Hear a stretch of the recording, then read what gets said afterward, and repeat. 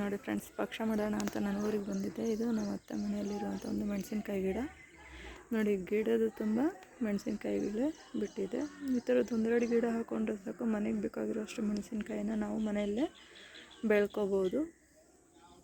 ಮತ್ತು ಫ್ರೆಶ್ ಆಗಿರೋವಂಥ ಮೆಣಸಿನ್ಕಾಯಿ ಸಹ ಸಿಗುತ್ತೆ. ನೋಡಿ, ಗಿಡ ತುಂಬ ಮೆಣಸಿನ್ಕಾಯಿ ಬಿಟ್ಟಿದೆ ಫ್ರೆಂಡ್ಸ್.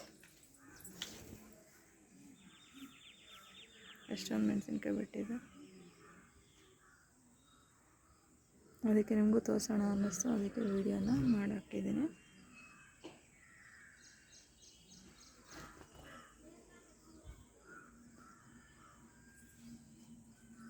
ನೋಡಿ, ಗೊಂಚಲು ಬಿಟ್ಟಿದೆ.